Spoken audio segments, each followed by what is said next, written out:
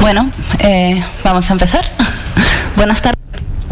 Okay, let's start. Thank you everyone for being here this afternoon in these difficult times, especially to walk or cross the street downtown, and welcome to the third conversation about digital rights that we have in Fundación Telefónica in cooperation with Red.es.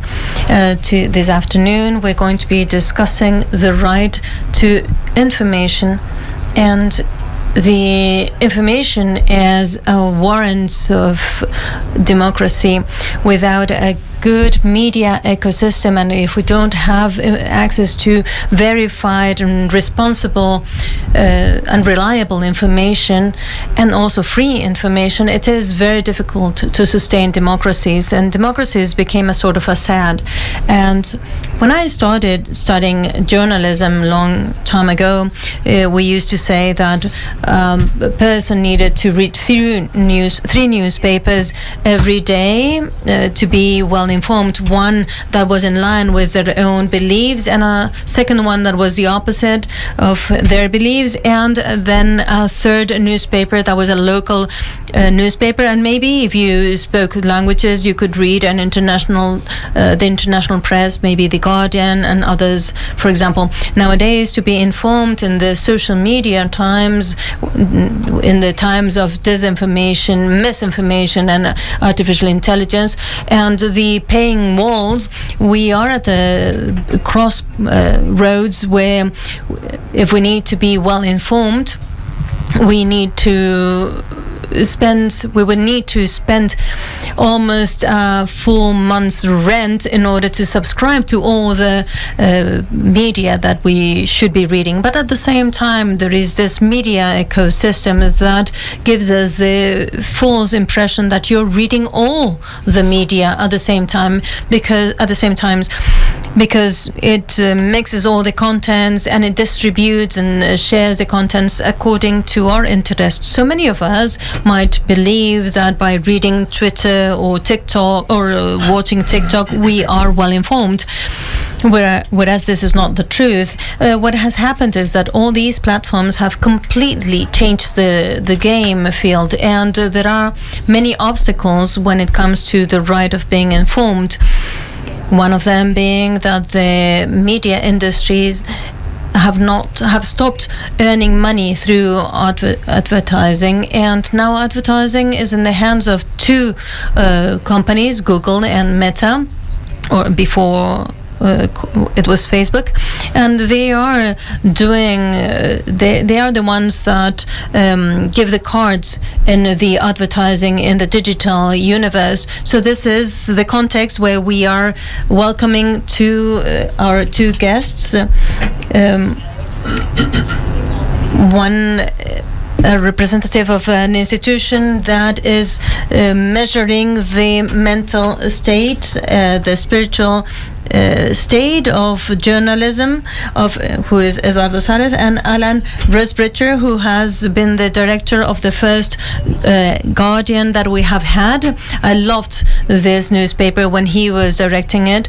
He led the newspaper through the transition towards the digital media, and he has turned it into an exemplary newspaper because it covers the needs of a very complex society without losing rigor and at the same time offering content that is aimed at all sorts of audiences with a very high level of demand, and also with kindness at the same time. Now he's directing a magazine called Prospect. I read the editorial articles on a regular basis because he deals with the state of journalism on a regular basis, and we share this obsession with Elon Musk. And I'm sorry to say that our third guest will not be able to join us here today due to health problems. She has led a project in an organization that combines many things. Mainly, it is a building, a gigantic building that is funded by different institutions. Some of them are public, many are private organizations in order to contain, to encompass all sorts of journalistic projects, and to share an agenda and to work together to make the media ecosystem a more diverse universe, a more granular universe, and less dependent on the big infrastructures. And I will start by asking our guests, and I will speak in English. I hope that you're all ready for this. I will start asking. And hi, Alan. Thank you so much for being here. I'm going to start after this lengthy introduction asking you, so what do you think the state of journalism is today? An easy question to start. And what are the key challenges that we are facing for 2025? Well, I mean, the good news is that there are still hundreds and thousands of people who want to do journalism and do it very well.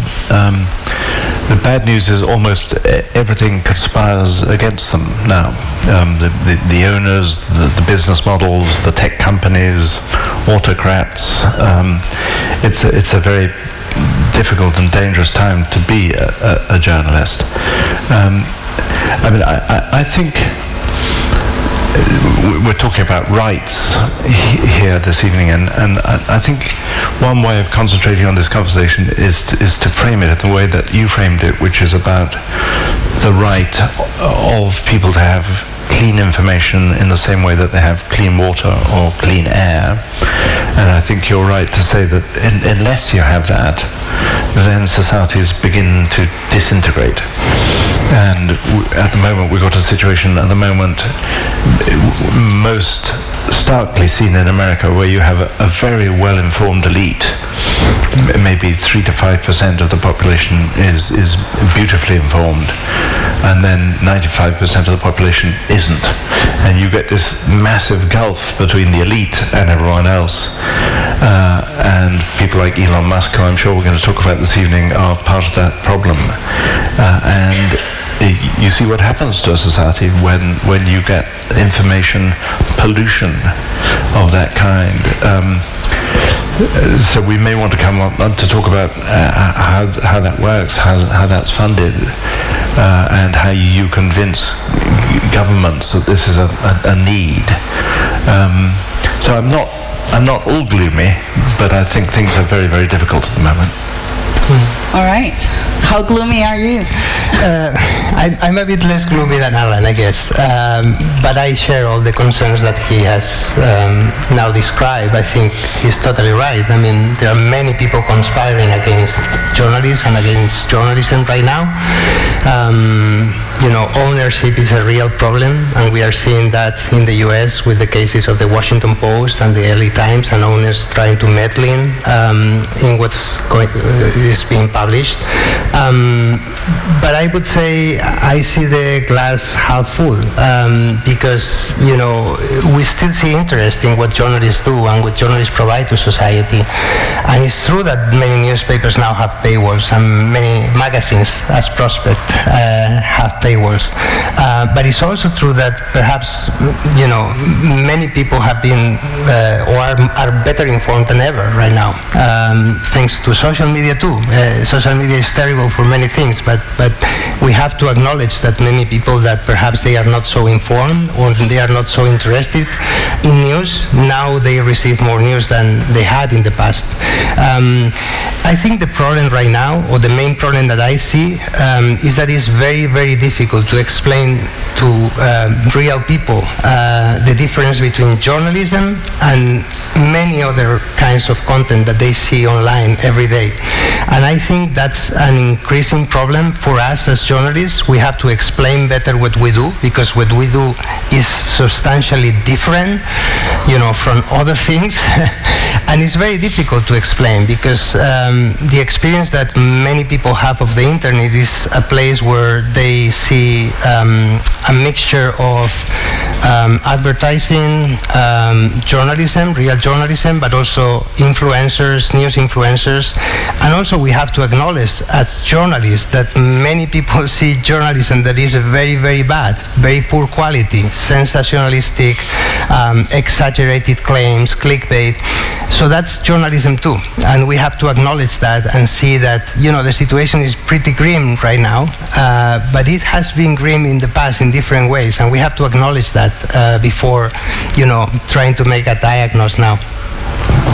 Yeah, I like what you say that it's been grim in other times, which of course it has, though maybe before we knew the difference between reading and not reading the news. But now, as you pointed out, you too, we are heading towards, or we are already enmeshed in a situation where a lot of people that are not willing or capable of buying a subscription, which is the model where all the big media is moving towards, they believe they are reading the news precisely because there is enough news-like content on the internet that is being produced with very particular agendas.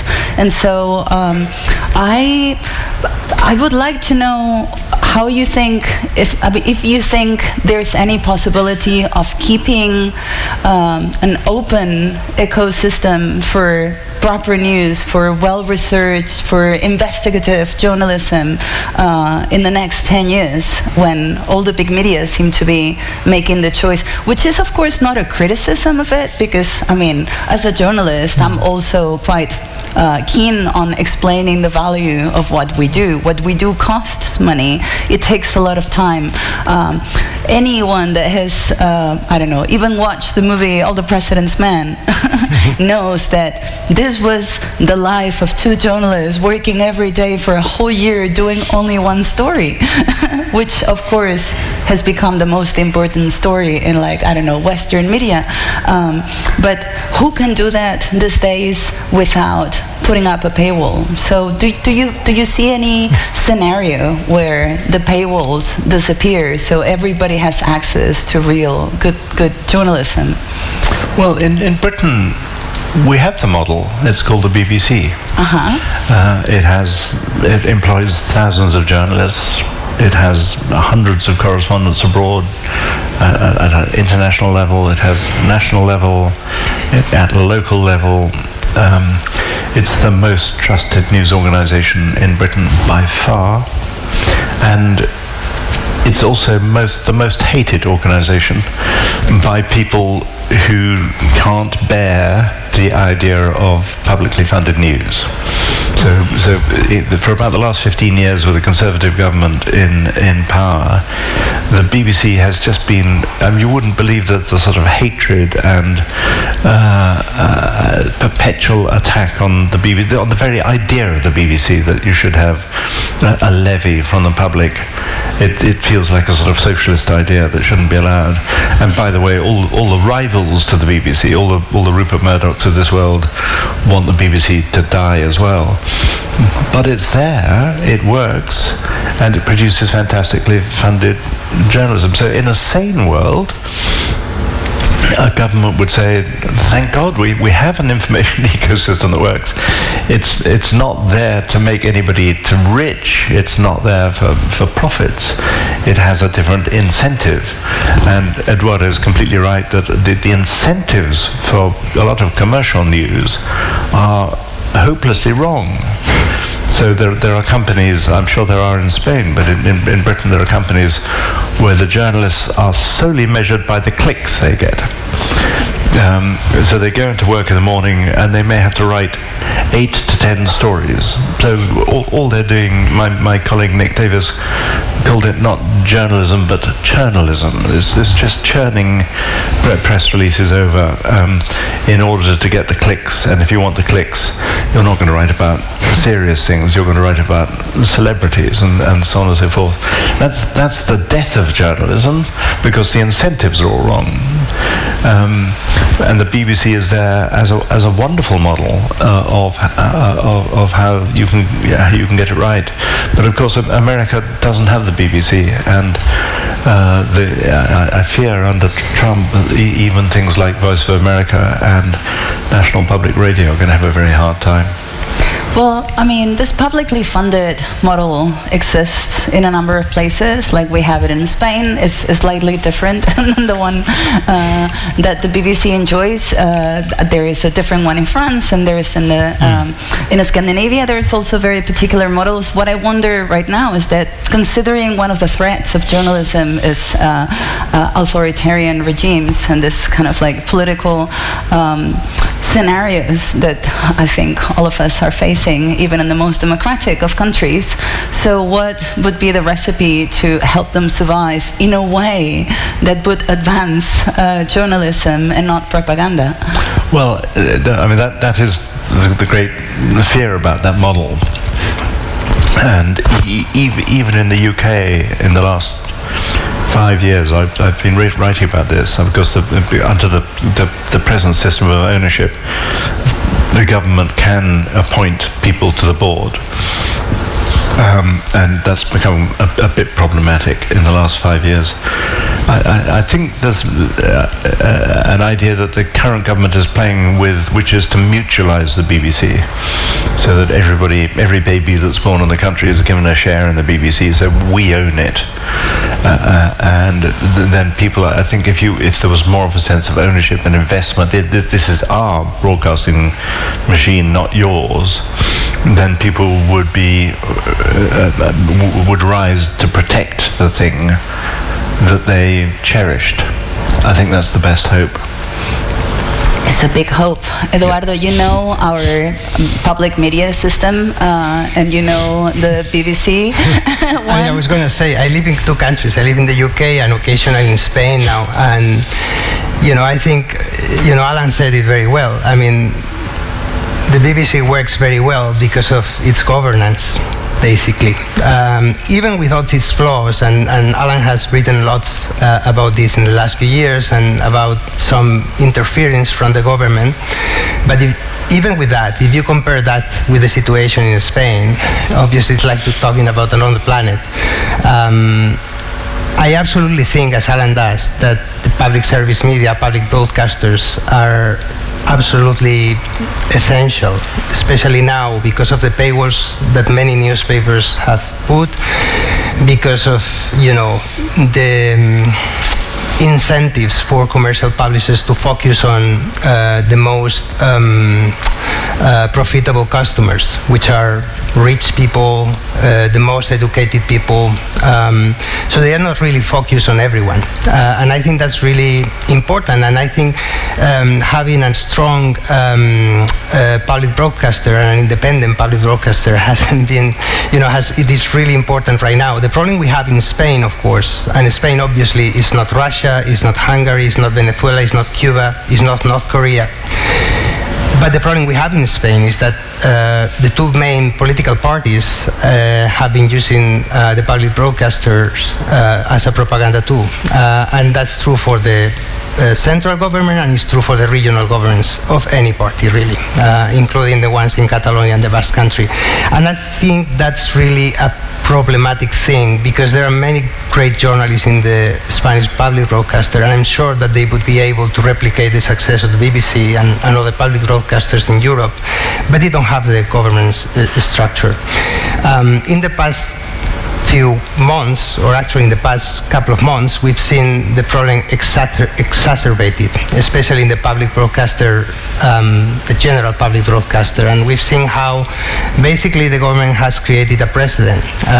It used to be that all parties were represented in the council of the public broadcaster. Right now it's just the parties that are basically supporting the government. And I think that's a terrible precedent. It is terrible now, and it's going to be terrible in the future when we have another kind of government. And I think that's a real problem, because there's no other news organization in Spain focusing on everyone. And I think with all its flaws, public broadcasters are a good fit for that, really.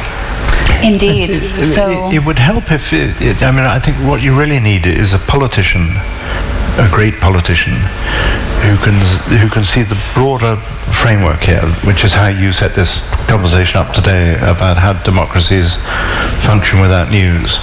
So we've just been through COVID and all the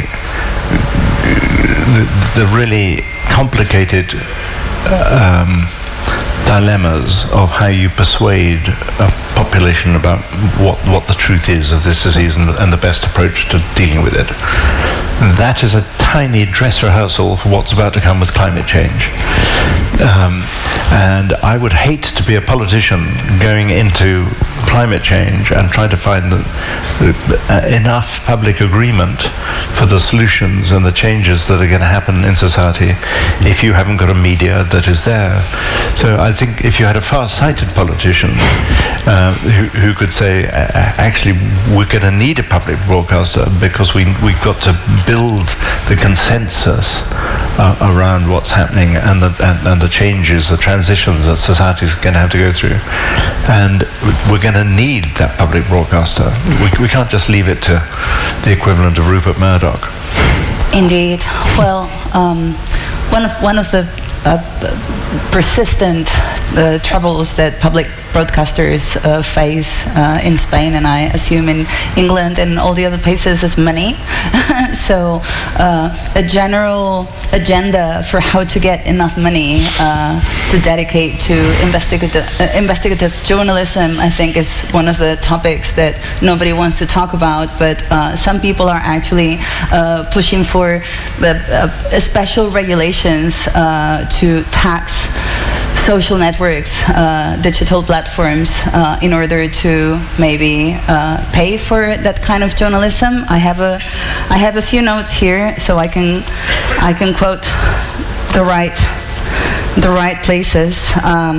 Australia, Canada, and California right now are implementing regulations that would make advertising-driven big tech companies help pay for journalism. I think Australia is the best example so far, because in California, I think the negotiations have been slightly muddled by the by the digital platforms themselves.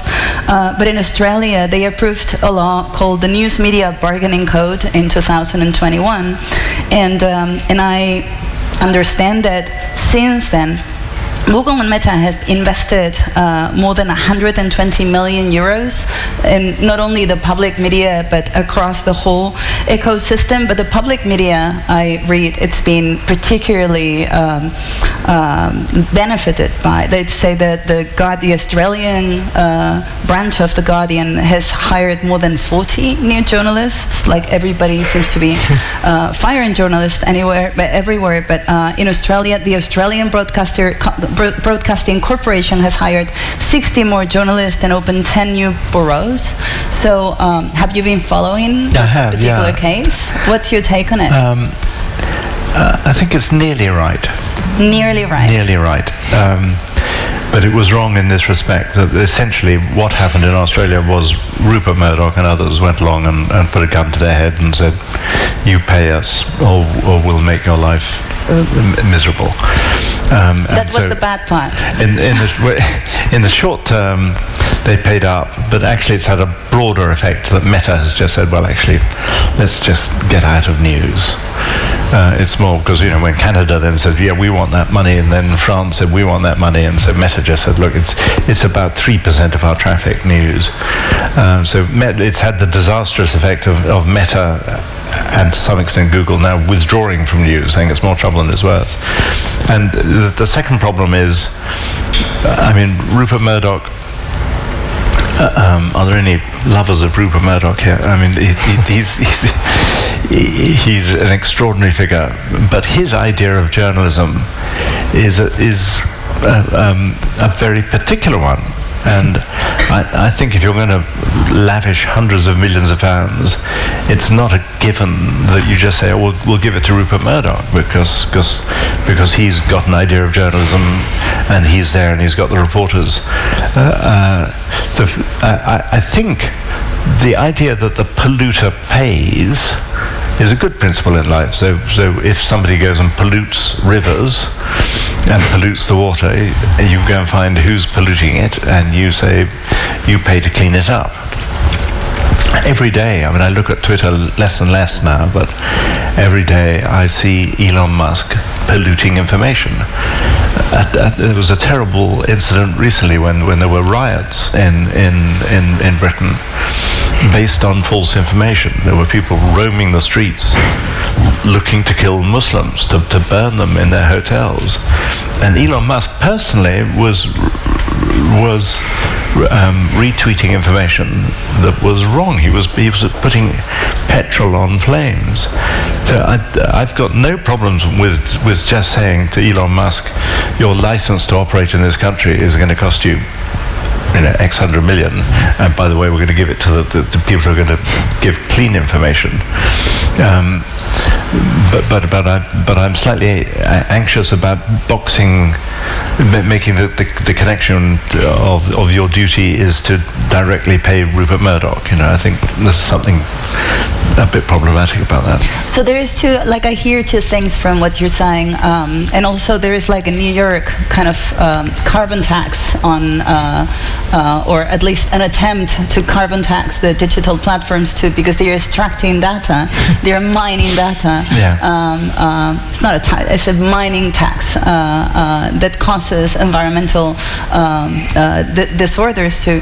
So I hear two things. One of them is you need the bargaining power of a Rupert Murdoch, and we would have to see who has that power. I guess the governments government when they want to. The government yes. does. Yeah. But maybe we could also talk about how journalists could have that power, because we're not a very well syndicated profession, and I think that's the problem. This is an important conversation. I think the problem that I see, at least, and I have to say before saying anything else, that Google is one of the founders of the Reuters Institute, so you have to be aware of that. I'm not a spokesman for Google at all, but just to say that and express that interest.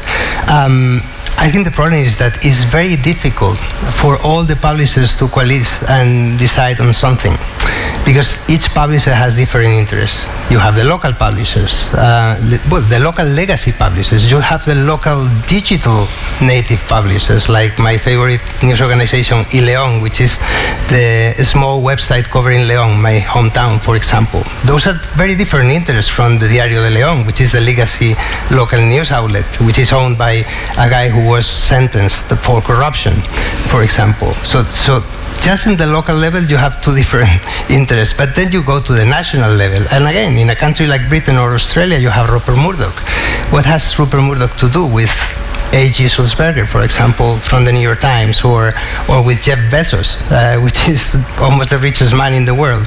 So it's very difficult to actually agree on something. And if the government is the one facilitating the agreement, or enforcing the agreement, as in the Australian case, well, you can get into a very nasty place where you have to give money to people who are probably polluting even more than the platforms, or not at the same scale, but they are still polluting the information space, like bad newspapers, very extreme views newspapers. So that's really difficult. I don't have a real view on this, but I think I understand why it is difficult and why it is getting so complicated. And even in countries like Denmark, for example, where they have public subsidies, not taxing platforms on it, public subsidies for news organizations, they have to give money to newspapers from the far right and from the far left, even pro-Russian newspapers. Do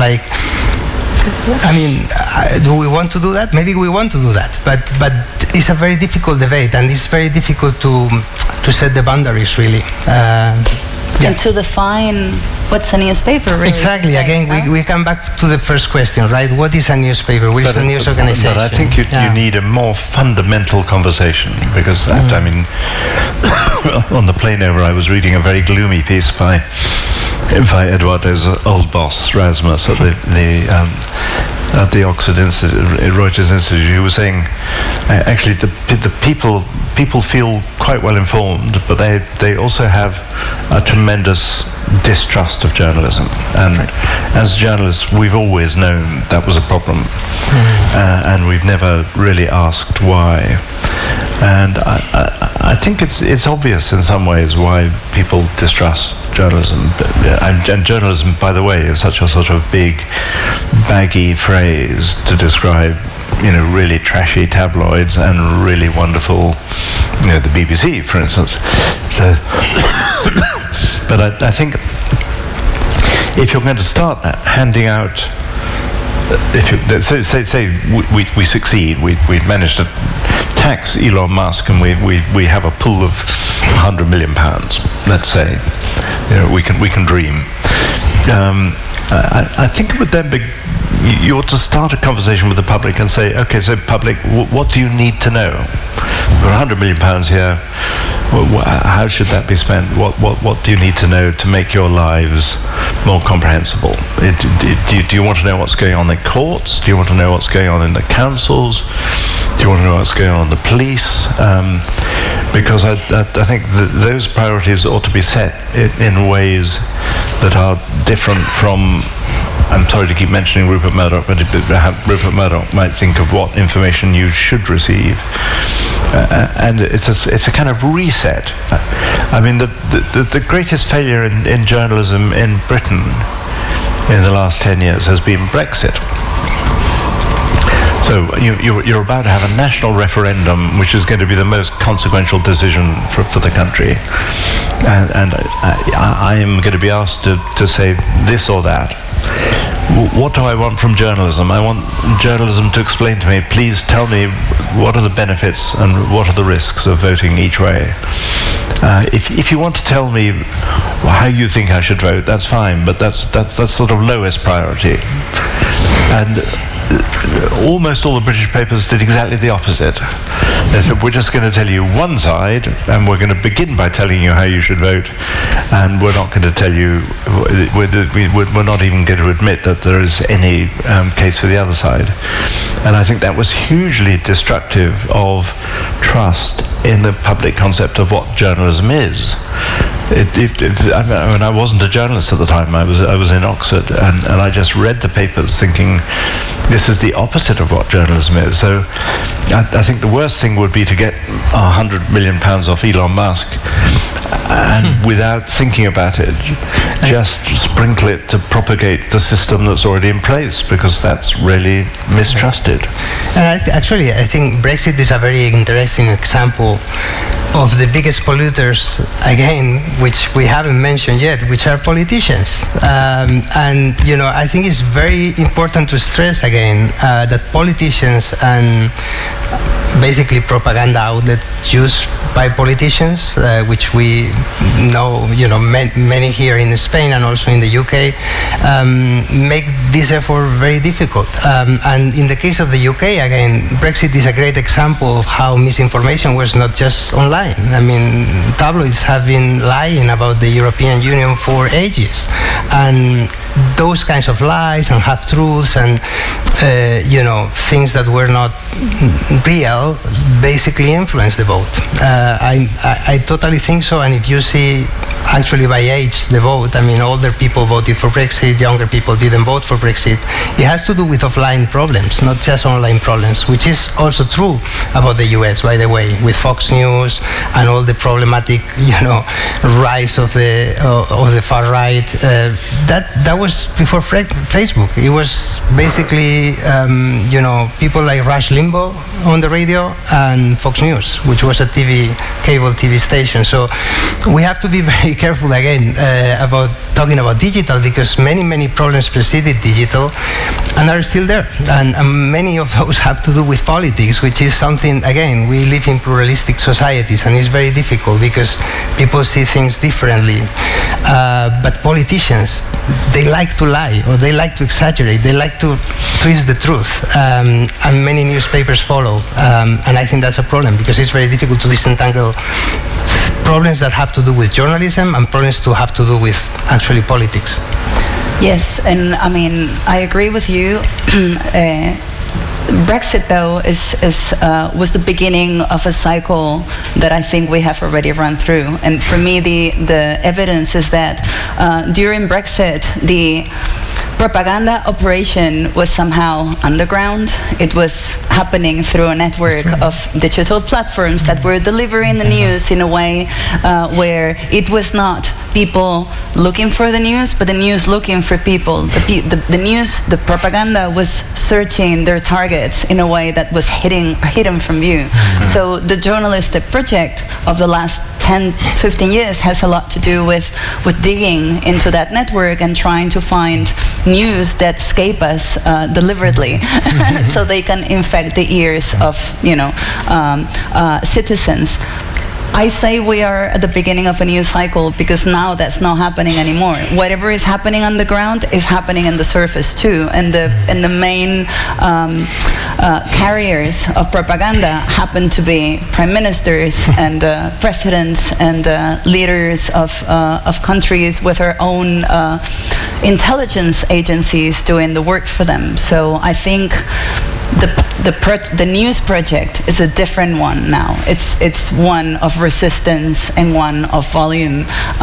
This is a fascinating topic for me. It's the thing that keeps me up at night. But I don't want to finish this conversation about the money, the actual food for the industry, without mentioning.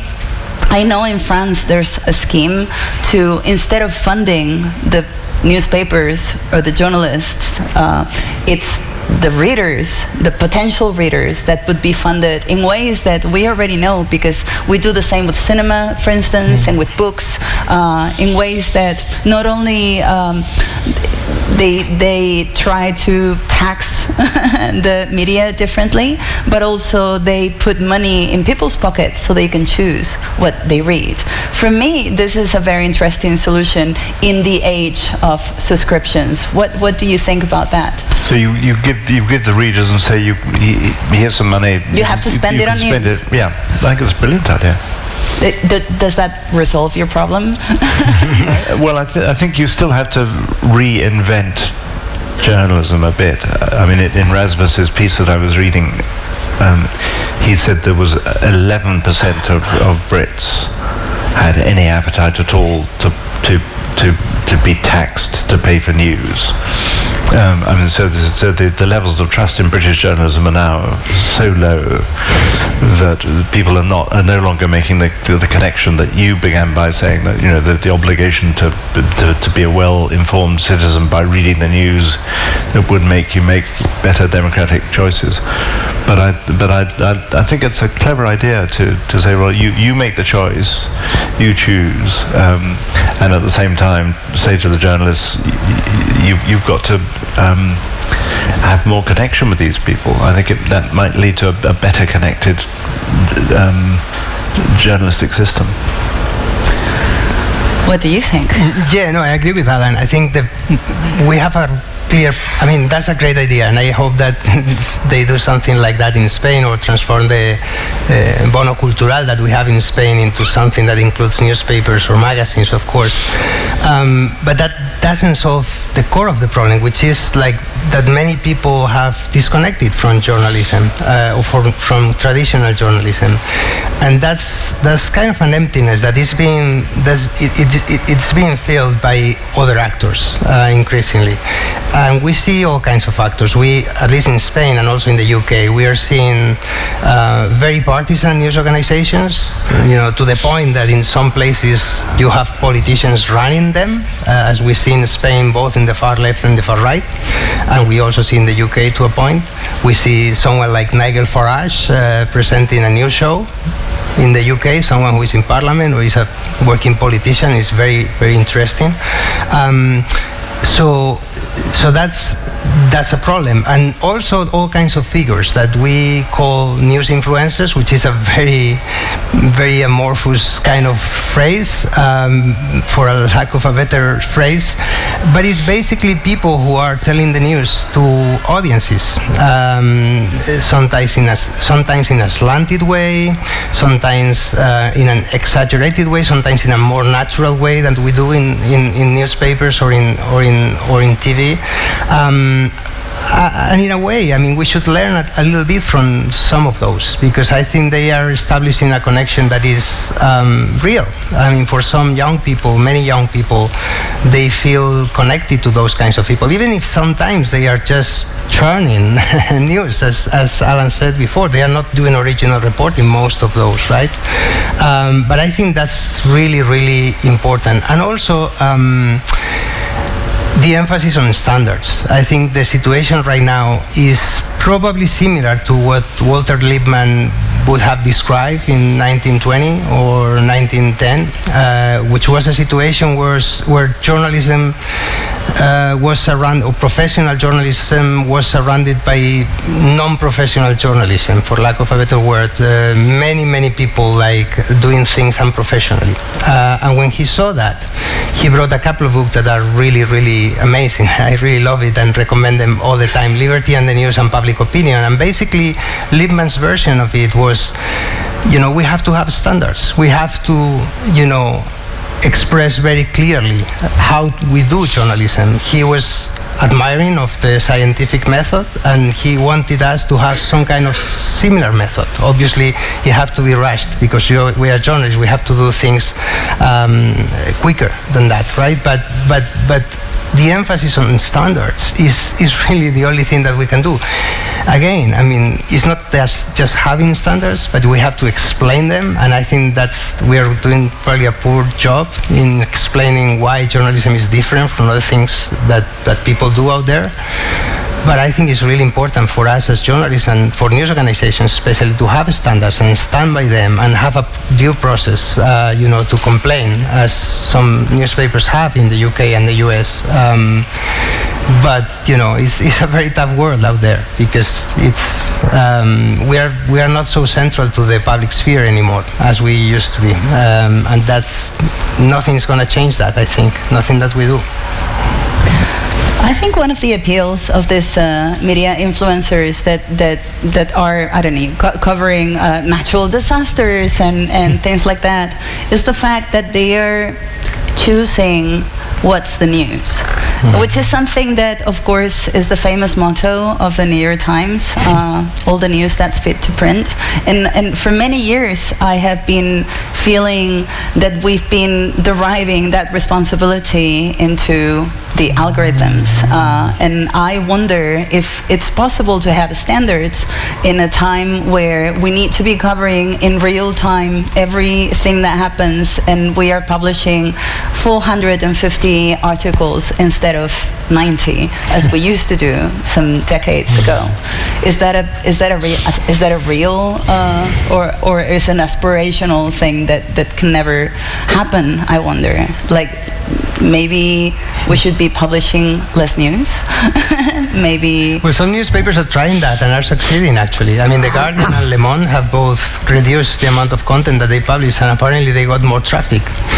So I think, people in newsrooms, especially in Spain, are very obsessed about this. Like, they have to publish like everything. Like, if you go to El País, they publish probably 400 pieces every day. 400 pieces every day. No one here will read 400 pieces in a single day. It's completely bonkers. It's stupid. Because we're not publishing for no one. We're publishing for everyone. Exactly.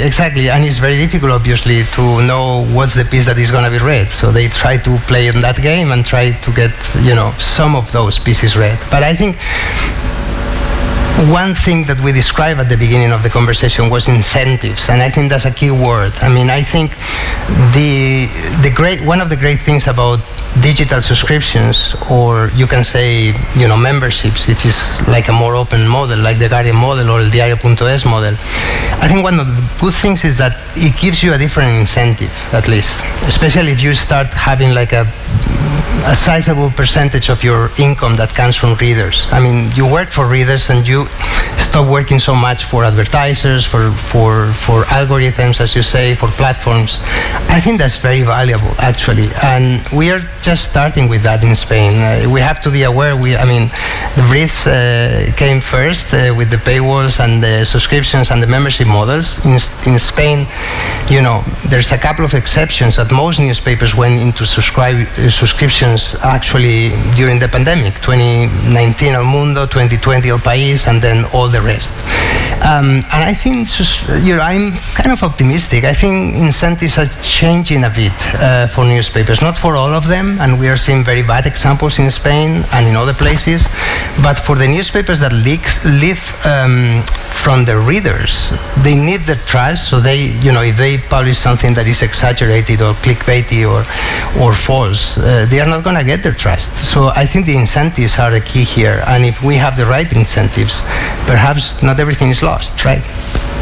What would be the right incentives? The Guardian model was really interesting. We had a conversation in 2011 where we weren't charging readers, and we had within the staff people were completely split. So we had people who were saying, we should never charge, and other people saying, but that we'll go bankrupt. So we invited the readers in one weekend, and I always remember on a Sunday morning there was a group of readers like this, and we had a moderator, a man called Clay Shirky, who was thinking about media a lot at the time. You had Clay Shirky as a moderator. Clay Shirky, yeah, Clay, because he was very interested. And so Clay turned to the readers and he said, at some point you're going to have to start paying. So hands up, all of you who want to pay for the Guardian as a private good. So you'll pay for the Guardian, but you would be very upset if the person sitting next door to you was getting the Guardian for free, because otherwise why would you pay? And almost no hands up. That's the way that media has been paid for 200 years. So he said, right, hands up everybody who would pay for the Guardian as a public good. So you pay for the Guardian not so that he can't read it, but that so everybody in this room can read it, everybody in Madrid can read it, everybody in the world can read it. And all the hands went up. And I went back to the board the next day and described what had happened. And they said, but that's the Guardian like a charity. It's like sort of a plastic bucket where we're asking for the money, but we've also got our money adverts. It can't work. Nevertheless, that's the model the Guardian went down. And it just happened to coincide with a time when we were doing great journalism. We had just done WikiLeaks. Nick Davis had done phone hacking. We were doing Edward Snowden. We were doing toxic dumping. We were doing tax dodging. We were doing torture and rendition. We were doing undercover policing. There was just a sort of rich seam of stories. And the answer from the readers was, if you keep doing that journalism, we'll pay you. We'll be your defenders, we'll be your champions, because we can see the point of that kind of journalism. And if we want a hopeful note in this conversation, I think that idea of, I think people can spot great journalism and can spot why it's necessary, and that idea of journalism as a public good. I was once talking to a philosophy professor about this, Ronald Dworkin. He said, "Oh, you mean like a lighthouse?"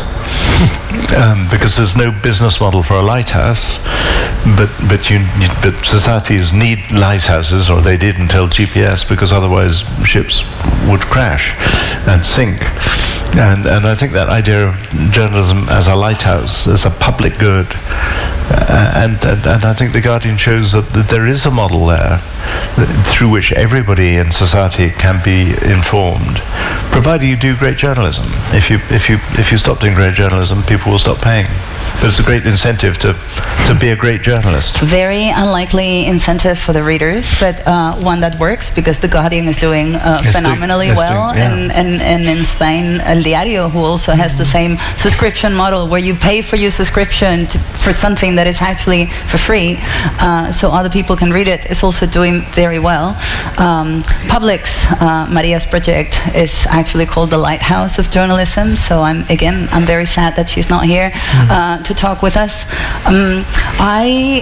We're running out of time, and I want to talk about AI, because when we talk about the speed of news and the cost of news and the delivery of news, like we've been talking pretty much about distribution and the ability to keep journalists doing their job in an ecosystem taken by digital platforms, but AI is one of this is one of those technologies that also prove that the interests of journalism and the interests of the media are not always aligned. So we see it already in the fact that the New York Times has sued OpenAI because OpenAI has been using the entire contents of the internet, including the contents of the New York Times, to train their models in a way that allows the model to replicate verbatim their own articles without a license and without compensation and without credits, which is technically illegal, though we don't know it yet. And at the same time, we see media companies signing contracts with OpenAI to allow OpenAI to retrain their models with their contents in order to create, I don't know, a different state in the newsroom that allows for fast news and maybe slower news and real journalists doing the research or investigation and real AI doing everything else. How do you feel about this particular arrangement? Well, first of all, I think there's lots to love about AI. I mean, I can't believe, I use a transcription thing now that as we're speaking transcribes our words. It does translation. It can do, Google Notebook is astonishing. And you put any document or 10 documents into Google Notebook and it can't hallucinate because it's not scraping the web, and it will produce astonishing summaries. It can even do podcasts. I'm not sure it cannot hallucinate. I think Stephen Johnson is such a magical man. He has convinced all of us that it can, but I'm anyway, not sure. It's really good. And if you press the button that says produce me a podcast, within a minute you've got two human-sounding people who have structured the information. It's just astonishing. So there's lots to love, but at the same time, it's got all the problems that you're describing of people stealing the work. And as a consumer, I'd be very nervous to let it loose in the newsroom because you've no idea what's gone into it. So all the biases that we can see in the press and never mind non-professionally produced information. So until you can be transparent about what's going into it, and the need to be transparent to the reader about how you're using it, so it's got great dangers. But I think we should experiment cautiously with it, and whether it's going to be a series of deals with these companies, or whether it's going to be massive lawsuits, or whether the companies, on Prospect we're a tiny little magazine, but nevertheless we've got about 30 million words that we could give to somebody, sell to somebody, and they're really good because we fact check everything that goes into Prospect. So there's a 99% that anything you read in Prospect is true. Well, there must be a value to that because it's really good information. Daily Mail, probably not quite so much. Well, that's a great example, Prospect, of the problems we face with the deals with these companies, right? Because, well, as far as I know, correct me if I'm wrong, Alan, no one has approached Prospect for an AI deal. We're desperate to be approached. You are desperate, right? But no one. Why? Because they are trying to do deals with the biggest companies in each country. They have done a deal with Prisa here, which owns El País, and other big news organizations in Spain. They've done the deal with La Repubblica in Italy, with Le Monde in France, So they go country to country and they also with Rupert Murdoch. Exactly. Well, and Reuters and AP and many others. So they basically pick and choose the big companies in each country. And that's how these things work. And we've seen this before. This is not a new movie. We've seen the movie before with the deals that news organization signed with Facebook, with Google, and others. So I think that's, it's problematic, but it's how these things work. It's not a new thing. I'm more interested in how the audience is going to face this revolution? I think we really don't know yet. And, we've done some research at the Institute about how people feel about news produced by AI. It's very difficult to ask these questions because those are hypotheticals for most people. I mean, not anymore perhaps, but when we asked back in May, back in February, perhaps not many people have used ChatGPT for news at the time. Now perhaps it's starting to change. But basically what we got is that people, at least right now, feel more comfortable if a human is involved, even if some content has been produced or helped being produced with AI. The other thing that we know is that not each format is created equal. Like, people are more comfortable with text, for example, than with video or pictures. They definitely don't want to be watching TV news with an AI avatar, for example, one of these fake presenters or things like that. They don't want us to fake images from a war zone, for example, or something like that with AI. So we know some things, but of course the big unknown here is what's gonna happen with the big tech companies. I don't think whatever happens with AI and news and journalism, I don't think is going to be defined so much by journalism, by news organization, that is going to be defined by the companies. Because, when Google creates AI overviews, all the people in this room start using that. And that's a huge headache for news organizations all over the world, because part of their traffic, like 20%, 30%, in some cases 40% of the traffic comes from search. And what's going to happen with that kind of traffic when AI overviews is used for everything, right? So I think we saw, I don't know if you guys saw over the weekend, the problem that Apple has created with push notifications on iPhones. Like, suddenly when you receive, for example, 3 or 4 notifications from the New York Times or from El País, instead of giving you all the notification, Apple gives you a summary with 3 notifications. So suddenly it creates things that are nonsense. Like, for example, it created this small push notification saying that the shooter of this healthcare company in the US had shot himself, and obviously that was not true, but it was kind of an AI summary produced by in this case, by Apple. So we are going to be disintermediated from our audiences again. I mean, we are going to be facing again, the problem that some of the audience that we are reaching, we are not reaching them ourselves. We are reaching them with something in the middle. And in this case, even more dangerously than with Facebook or with Twitter, because we are not even creating the content sometimes. It is created by the companies themselves with the raw materials that we provide, right? So I think that's quite problematic, and we really don't know what's gonna happen. I really don't know. It's really difficult to imagine exactly how things will turn out. Yeah. Well, we're almost running out of time.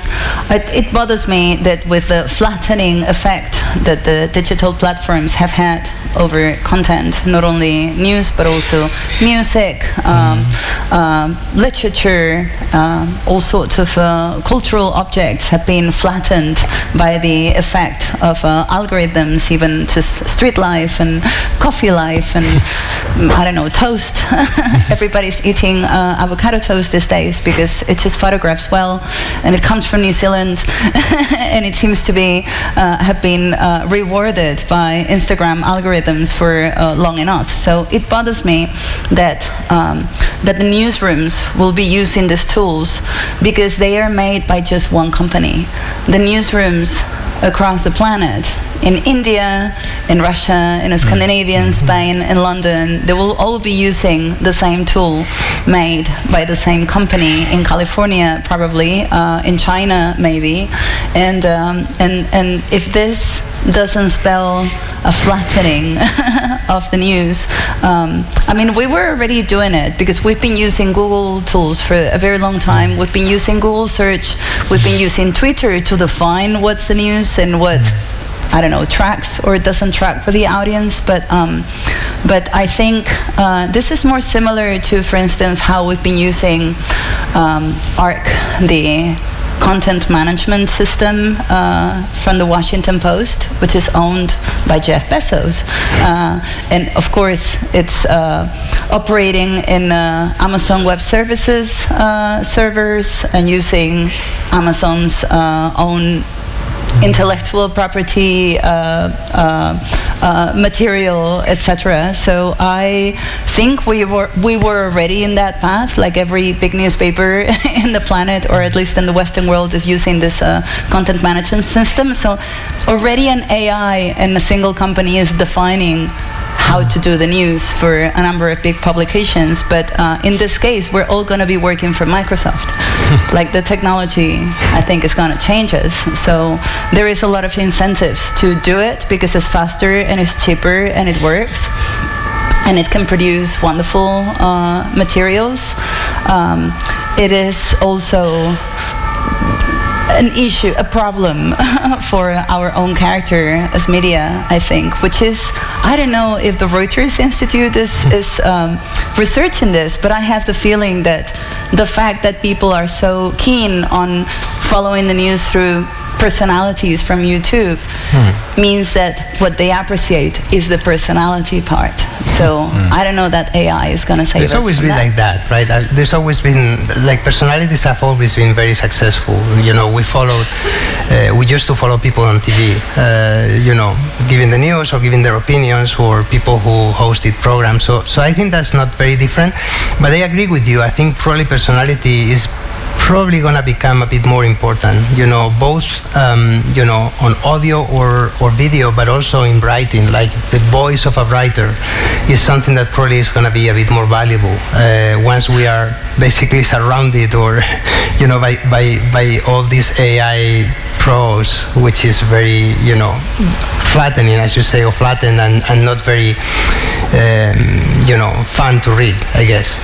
There's this piece that my colleague Marina Adami from the Institute published a couple of weeks ago, and it's about what they call AI slop. Slop is basically very low quality prose. It's not that it's misinformation, really. It's more like it's very low quality, very badly written, doesn't really mean anything. And we are increasingly surrounded by that on social media posts, by companies. You know, websites are completely recreated with this kind of bad quality prose and text, and sometimes even mimicking news organizations in the kind of design and everything. So I think that's a real problem. Again, we don't know how far it's going to go.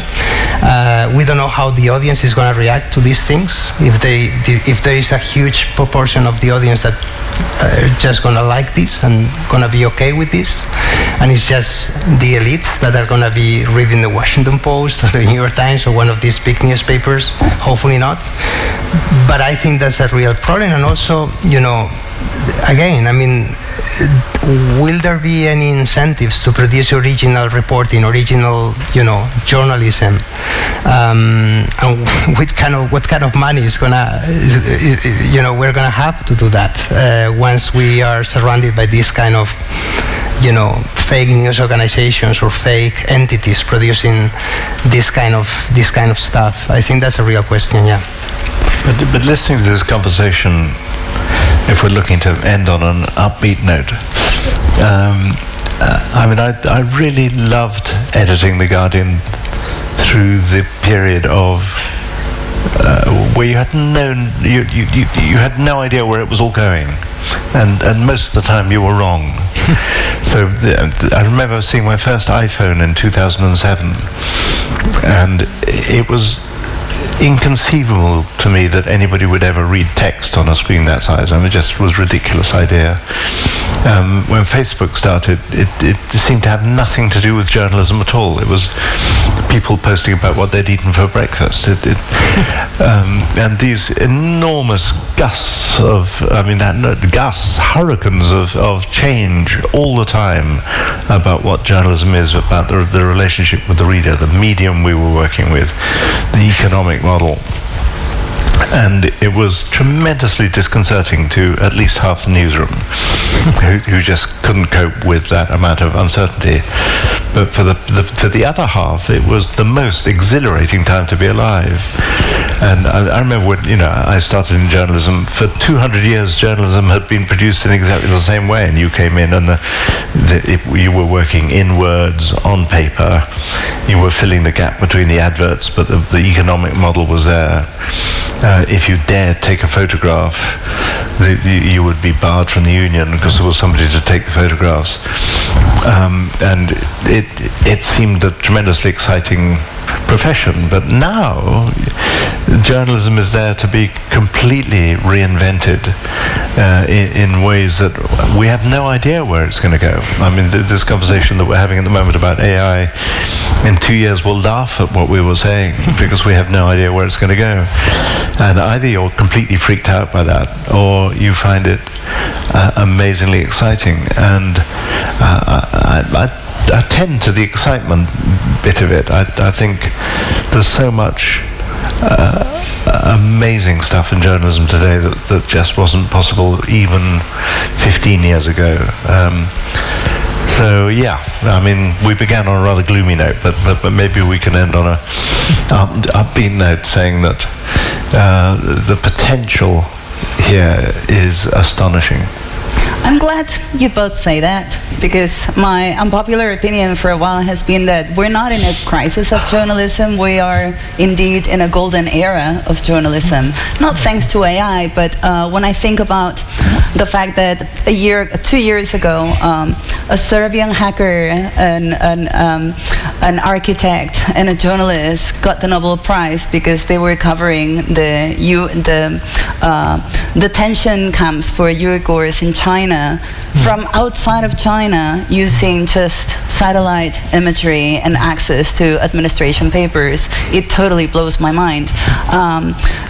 And this is because hackers are entering the newsroom. The fact that something like forensic architecture exists, where artists and architects are using hackers to basically rebuild places where things happen in order to actually understand what a space allows for and what it doesn't at a given time, totally blows my mind. Of course, this is something that the New York Times is now incorporating under in their newsroom. Alison Killing, one of the three from the detention centers, is now working for the Financial Times.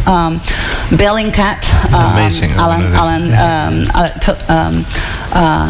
Alec Toner has been incorporated into the New York Times, so I see that there is, and actually Publix, again, a pity Maria's not here, contains a lot of these efforts. There are people doing theater that wants to be journalistic. There are people doing music. There are people analyzing, like the whole forensics team, which is a consortium of different organizations and different cooperatives working on that way of researching the news are cooperating this building. So I see a lot of, Pegasus, which is one of the big news of the last year. I think maybe 10 years ago it would have been bigger, but it was a very important scoop to have, and it was made by a human rights organization, by the technical team of a human rights organization.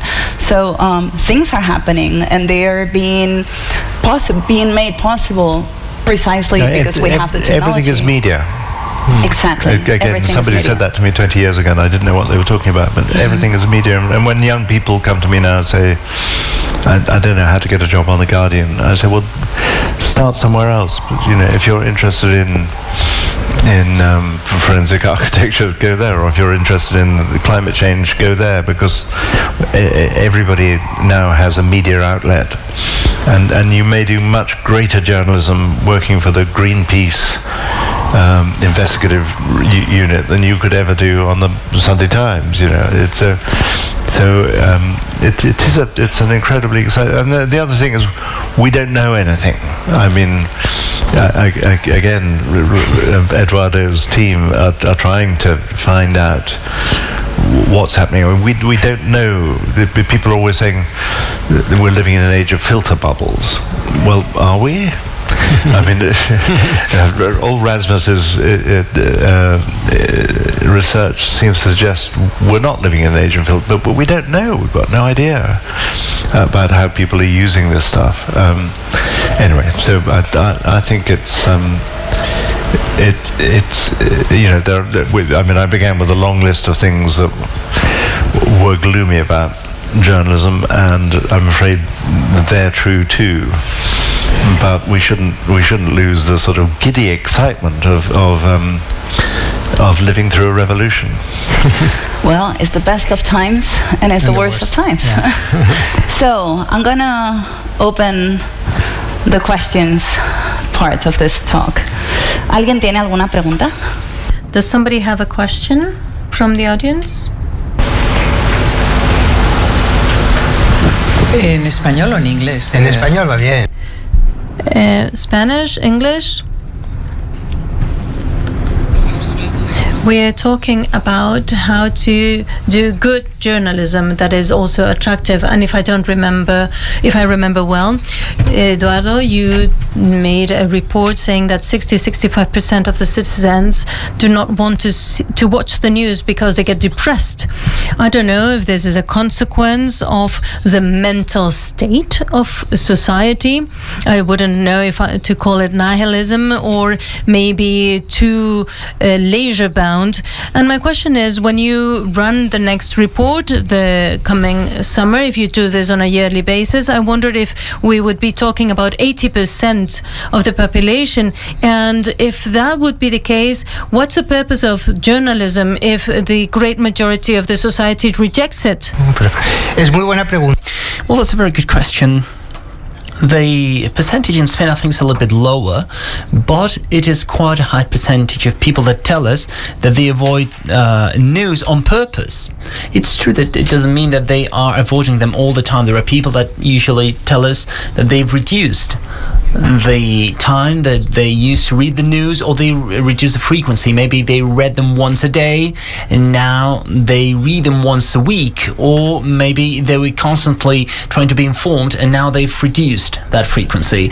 There are other people that tell us that they've avoided the news about some topics. I think that this is something that we can all feel related to.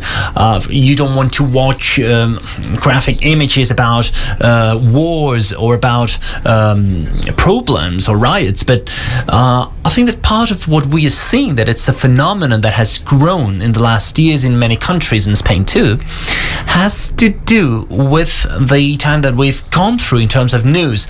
Please take into account that we come from a pandemic. Well, in Spain, we come from a terrible crisis, economic crisis in the previous decade. We went through the pandemic, we went out of the pandemic and we got into the war in Ukraine.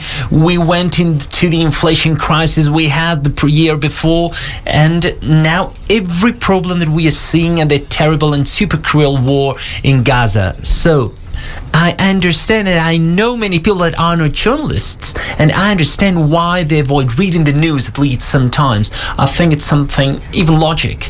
But as you were saying in your question, journalists shouldn't just be there. We should think about what to do. What to do to tell what's happening, because that's our job, and we won't stop telling about a war or a pandemic because it's our job. But we should think about how to tell about it differently, or how to try that the audience doesn't feel reluctant for what we are telling them about.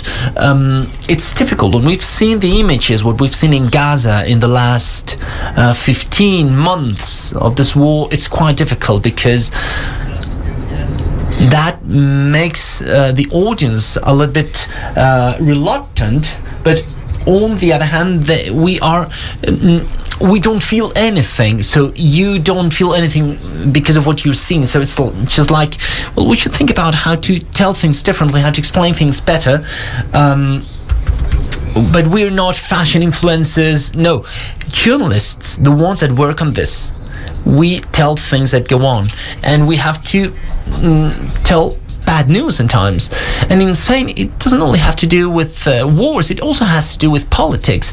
We are seeing a lot of politics information on the media that is maybe tackled in an in a wrong way with empty statements instead of going to the nitty-gritty of the issue. But it's difficult, but I understand the question. I think that you're right. It's quite difficult, and we should think a little bit further. Let's run a small poll here. How many people have started reading less news in the past year?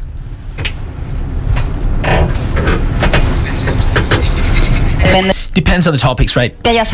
Well, I'm glad that you talked about politics, because one of the main issues in my profession is that when I open the newspaper, most of the news are non-news, or what we used to call the non-news, something that has not happened, but something that somebody has said. Yeah, we have many things like that in Spain, especially. Yeah, hello. I've seen that it's almost been 9 years that one of the best things that you did when you created El Español newspaper is that you recommended the best news from other newspapers and the best journalism from other media companies, and I think that that goes with the time. So going back to this idea, it's like, how can we change those collaborative dynamics? Well, maybe I can answer, but I think that Alan should answer that, because Alan has done a great job during his career as a director. How journalists can collaborate a bit better with each other, especially across news organizations, and obviously your experience at The Guardian is very relevant on this, I guess. Yeah, I mean, for years, no journalist ever wanted to link out anywhere else. It was like sort of de rigueur. Why would we send, if we work for The Guardian, why would we send somebody to The Times? We want to keep them in the Guardian ecosystem, and that you can see that now happening on Twitter, that Elon Musk wants to keep everybody on. But one of the great things of the times that we live in is the link. And I think we were the first news organization to do the live blog. And the live blog is a wonderful way of one journalist saying, right, I'm going to cover the whole of British politics all day long, but I don't have to do it all myself, because other people are writing or doing broadcasting or whatever. And so the guy who invented it, Andrew Sparrow, is still doing it. And he just begins at 8 o'clock in the morning and says, go over there, then come back when you've read that. There's a really good account of that. I don't have to tell you about that because it's all over there. And there was this mantra that I think it was Jeff Jarvis who said, do what you do best and link to the rest. And actually what happened, it was that became the spine. If you wanted to know about British politics, you just come to Andrew Sparrow's blog. And on some days there are 10,000 comments at the end of it because people are debating. And so it has the opposite effect. You know, they go off to the Times, but actually the audience that comes to that live blog is enormous, because it is the one-stop shop for everything that's going on in politics. And I mean, I think a lot of people in media still can't get that. They don't believe it. Yeah, well, thank you, Raúl Magallón, for asking that question. Muchísimas gracias, Raúl Magallón, por hacer esa pregunta que parece un detalle mínimo, pero precisamente, bueno, especially CEOs, is that we are spending all this money in doing all this journalism, and then someone with just an account goes and links it, and everybody goes there. And it's like, you could be doing that. What's the problem? Exactly. We could be doing that. You just refuse to do it. Hola, buenas. Hello. Regarding the right to information, I think that we are speaking about the right to inform, because between moderation, censorship, and the news that are not official news, do you think that the right to inform just belongs to people that have gone to the university, that have a degree in journalism, or it belongs to somebody else? I never had a degree in journalism, but I've been working in a newspaper for almost 30 years. Claro que sí. Yeah, well, of course, but See, Spain's it's a curious case, because if we were in Italy, it would be different. In Italy, they have the Ordine, some kind of professional college that, well, you not only need to have a degree, you need to pass an exam, and you need to certify that you have that degree, that you have that knowledge. But in Spain, that's not the case. That debate was during the democratic transition. There were people that wanted the opposite, but in the end, we don't have to do that. And I agree with Marta. I think that is the right thing to do, and now more than ever. It has always been the right thing. I think that there are great professionals that are writing on newspapers like Marta. I always speak about Kiko Llaneras, that is a data expert that works for El País, he's an engineer. We hired him for El Español in 2014-15, and he writes about data of any kind, politics, or you name it. I mean, anything that has to do with data. He is an industrial engineer. He's not a journalist at all, but he's maybe better than many other journalists that have a degree. And there's something else with degrees. I think that in the discussion that we have right now about influencers, about journalists, where the boundaries are, I think that the focus, I'm repeating myself, should be on standards, and standards can be assumed and executed by someone with or without a degree. And the right that the freedom of speech that we have belongs to citizens and to journalists. We have some specific things in our case, things that are protected by our constitution, professional secret, and there are sentences about it, but anybody has that freedom of speech, and I think it's good. And any of us can write on a newspaper, of course. And every newspaper follows its own standards, and you need to abide by it as far as they have standards. Of course, there are newspapers in Spain that don't have them. But I think that these are the boundaries, period. Slightly going off at a tangent, but there was this there were all these moments where journalists were trying to come to grips with what was happening. And one of the media commentators, again about 20 years ago, came up with this phrase that our readers know more than we do. And journalists hated that saying. You know, it's preposterous. We are here on this platform. We're the trained journalists. We know stuff, and we tell you what's happening. The concept that you might know more than we do is ridiculous, especially as people started blogging. And you only had to think about it for about 5 minutes to realize that, of course, it was completely true that our readers included engineers and brain surgeons and taxi drivers and police people and soldiers, and they did know more than us, and that if only we didn't build this wall around our content but found what was most interesting there, that we would have something much richer, and especially if you could work out how that interchange worked. And that was a tremendously liberating moment to liberate newsrooms from the sort of fake mystique around the professionalism and status of journalism, and to invite other people in and to recognize that often they would know much more than we did, and would be better. I remember when we wanted to do much more on the environment, and I didn't have any budget, and I thought actually in a sane world we would have an environment team that was 5 times the size that it was, because this is the most important story of our lifetime. And I went to one of the environment correspondents and said, are they good bloggers writing about this? And he said, you kidding me? You know. And I said, well, do they know what they're talking about? And he said, yeah, there are people with sort of 5 degrees who are writing about the environment, and they're really good. And I said, well, why aren't they writing for us?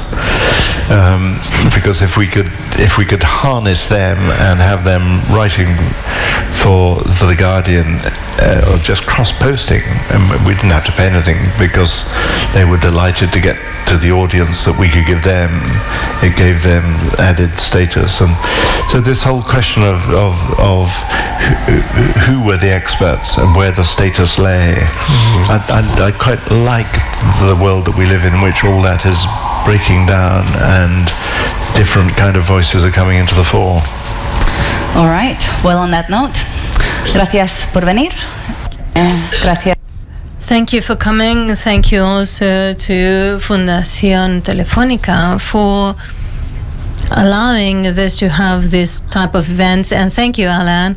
And thank you, Eduardo, for being here with us today with your knowledge, with your expertise. And I ask you to come join us next year. And thank you all for coming. Thank you.